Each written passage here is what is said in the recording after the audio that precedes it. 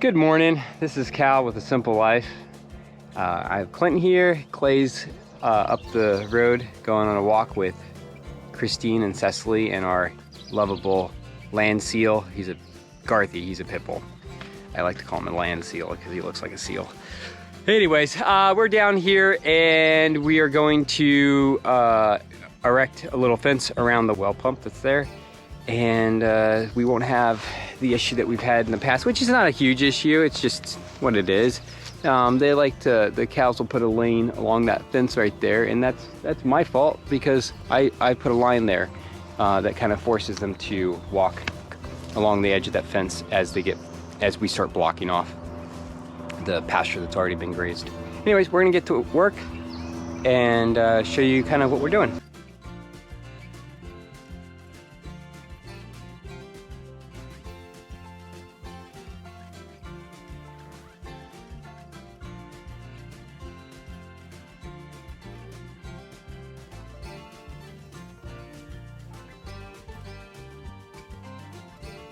We have a cow that got out. Have to put it away. Come on, boys, we got a wild cow out. Okay. There he is.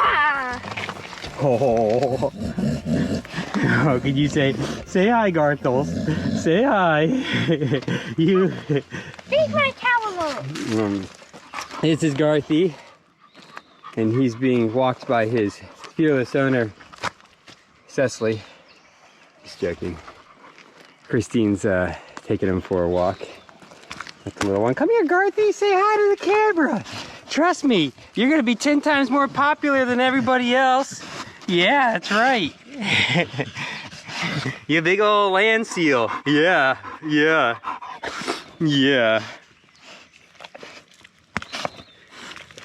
Well, he's about as useful as a tick where the sun doesn't shine, but we love him. So, all right, well, we'll get back to work. Thank you for visiting. Clay, why don't you grab this, okay? I'll get the chainsaw. Clay, you grab this, hop down. No, you don't grab the chainsaw, you're gonna grab the, I'm gonna give you the, the old splitting maul, whatever. Anyways, this thing is a 1.25 inch axle shaft off of, I don't know, some type of farm equipment and an old axe head welded on it. It works great to bend stuff back where it needs to go. It's when something needs a little massaging, it works wonderful. Now, I don't know what I was thinking. I measured off what length boards I needed yesterday, and then when I went up to Herman's, I got 8-footers, and I think I needed 12-footers, if I'm not mistaken. So I may have to change what I was doing, or I might have to do a second run up to Herman's, where I'll pick them up this evening when I go up to feed pigs and check on everything. And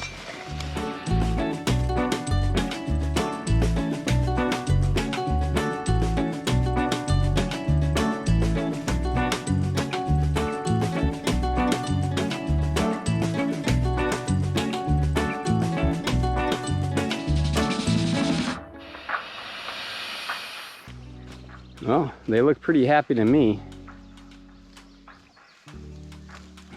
They'll work their way through this today, and they'll get another 20 feet or so tomorrow. And that other field that they just came out of last week, it's already starting to look really good. All right, well, we're gonna get to work here. I think I'll be able to make do with these shorter boards I brought down. I don't know what I was thinking. I was thinking, all right, thanks, buddy. I don't know what I was thinking. Anyways, we'll make do. We're gonna pull the tubs out. Oh, actually, I'm gonna leave the tubs there until we're a little closer, because I don't, some of those boards are pretty rotten. I don't want anybody plopping a foot through. But yeah, we're gonna get started. This is a great opportunity for the boys and I to just talk. They get to watch me dig some post holes, and we can talk about life. and they get to see me work on something that's not serious. We're not trying to construct a barn or build something where they just need to kind of stay back a little. This is really relaxed, and they actually sit down right here and we talk about life. I ended up talking to them about how to work, why I'm doing what I'm doing, why I'm putting the abomination of a splitting wall on the ground, and it's to smack the clay out of the postal digger so that way I can efficiently work. We end up talking about the respect you give to older people, how to interact with folks so that way they're not butting into the conversation or being rude. Now, it sounds like I'm telling them a lot of what not to do, but actually what I'm telling them is what to do so they can do more. And so they end up getting a whole entire, as Clint says, a lecture, and he gets so excited. And he knows they're gonna get one when I go, okay boys, listen up. And usually those two, they sit down and they sit down for a lesson, and it's great. And I love the fact that they are willing to absorb things. You see it when they get around other folks. All of a sudden, there's always the, oh, look what I did, here's my new thing. But when the conversation starts, they sit back and they know that it's their time to absorb information versus the hard lesson of, shut up and listen later on. You're going to see the boys working with me. It's really cool. You'll see me kind of show them some tricks my dad showed me. I think a lot of young men and young women are missing these little bits of skill because it's something that how many fathers are going out and working with their children now? How many mothers are going out and teaching their kids how to do the skills that they have that got them to the place that they are today? I would argue not as many as should. Now I'm trying to figure out if I want to put one more set of boards up. It's not needed. I have these other boards down here. I brought them up originally because I thought I was going to use them for decking. But now I'm looking at the decking, and this material that's there is really pretty horrific. I was going to do a little bit down here just where the boys were going to stand. That'd be a little bit more solid. And those little boards, they're a true 1 inch, and they're not going to hold up. So what I think I'm going to do is I think I'm going to use those for one more set of rails going around this. Since they're here, I'll use them. And I have some of that lumber that we have at Herman's. I have a couple big like trunk sections that are only 8 or so feet because they had a little bit of a warp in them for the first 8 feet. So I cut that portion off, and then I kept the next 20. I cut mine into 25 feet for my mill, because my mill will take a 28 footer. So I usually come to about 25 feet, and then I can get 16s and 8s and 12s. It's pretty much everything I need, or I can get 24 if I need a 24-foot beam or something. Anyways, I think I'm gonna go up. Probably not today, but in the next month or so, we get in a couple nice dry days. I'm probably gonna go up there, and I'm gonna cut some like 2.5 or 3 inch by 12 inch wide, 6 foot long boards, and that should give us what we need for this decking. I want it to be really beefy. I don't want to have any issues with animals accidentally getting on top of it if it ever does happen, and I certainly don't want boys in the well. Boys in the well would be a horrific thing. Because I'm sure the other one would just sit there and laugh at him. So, knowing those two. I'm just teasing, boys, you're fine. Hey, we got some happy cows over here. What do you think? There's some happy cows.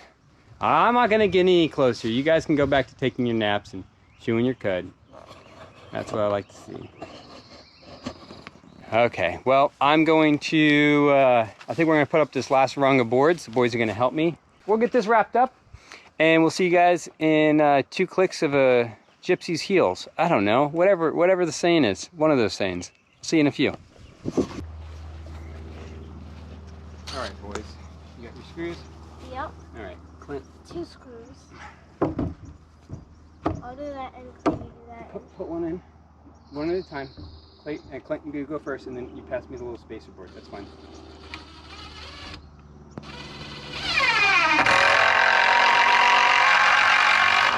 Next time, put it in the middle like I asked. The reason why I want it in the middle, Clint, is so when I raise this, it doesn't get all candy wonkers down. Like right here? Yep, right dead center. It's fine, Clint. I was going to see when we put the second one in. Yep. I There you kept go. it in the middle. There you go.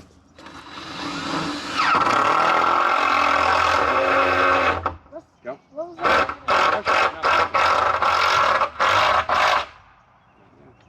You gotta push. You gotta keep But pressuring. that's actually at an angle. It's not at an angle. It just looks like it's at an angle, buddy. It might not be perfectly level, but it's all spaced out exactly the same. And I know that because we're using this. So That's true. here's what we'll do. We're gonna do I'll this. use yours. We'll do this one down here on this other side. I'll see how this works. Come on, boys. Both those drills are exactly the same. Yeah, but I've never used this before. I have. All right, boys. Clint, you lift up that side so I can put the spacer in. And I'm gonna thinking you're just gonna drill. Okay, put it down. Okay. Hold on. All right. Put one right dead center. Right here? Yep.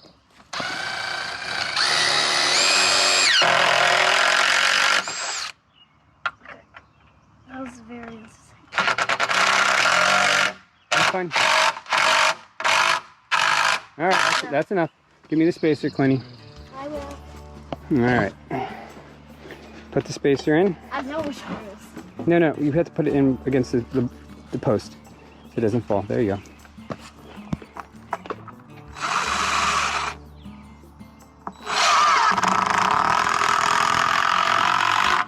Yep, give it a little tap. One more chugga I chugga. do not like this. That's enough. Perfect.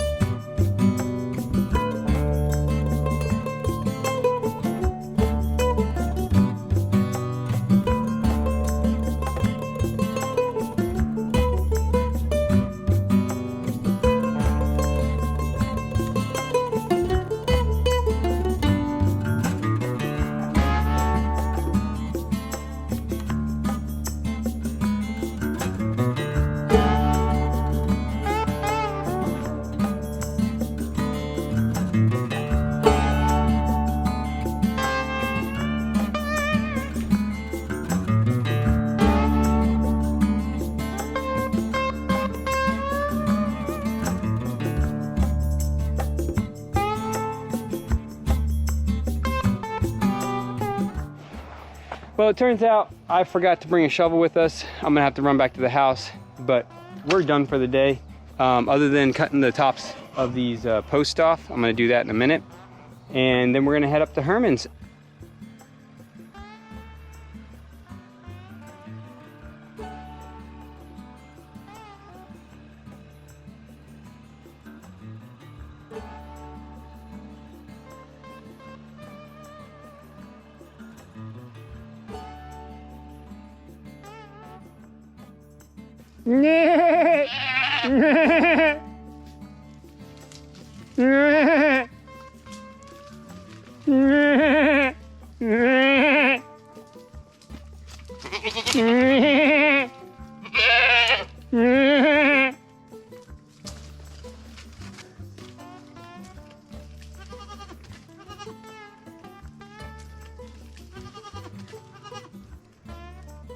That white and brown one has never been, that one back here has never been that brown before, ever. She's almost always been pure white. It's interesting. Some of them have some brown coming out on them, and they're like 4 years old. That's really interesting. I'm curious why. It's not dirt either. That's interesting. All right, let's see. We're missing a few here, quite a few. We have all our adults. Yep, we got all our adults, and we're missing a few babies. We have 1, 2, 3 of our babies. We have 3 babies. We're missing 6, but I already saw at least 2 of them. They're all back in here. I hear them. Oh, you think they're all still here? Oh, they're all here. Sounded like I heard one making over that way. No, they're all in here. Oh.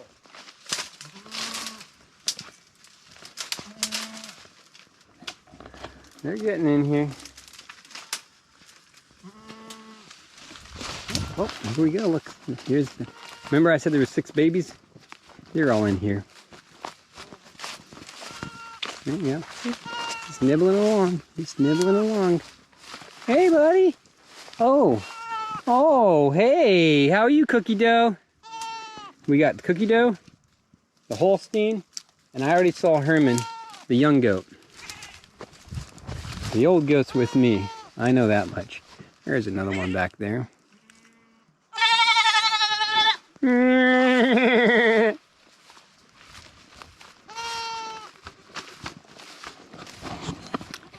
Okay.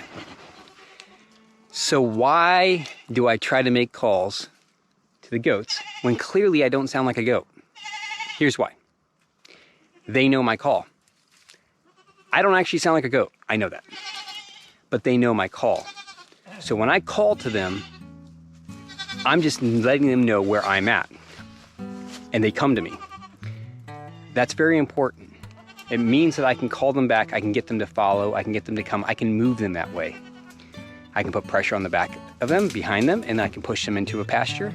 Or I can call them and pull them by creating a vacuum-esque kind of pressure. It's important to be able to communicate with your animals. So, with the goats, it's also a way I find them when they're lost or when they're stuck in a fence. I call, they call back.